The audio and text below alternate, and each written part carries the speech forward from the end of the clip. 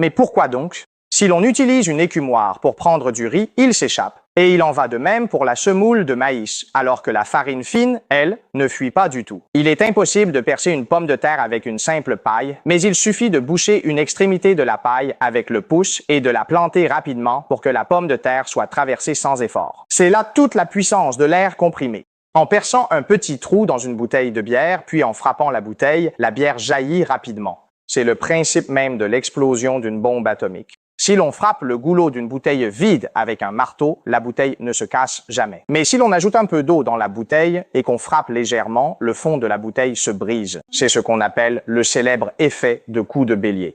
En glissant un morceau de papier dans un verre, puis en retournant le verre et en le maintenant sous l'eau quelques secondes, le papier reste sec lorsque l'on retire le verre. C'est la pression atmosphérique. Une canette vide ne peut absolument pas tenir debout en biais, mais il suffit d'y verser un quart d'eau pour qu'elle tienne facilement inclinée.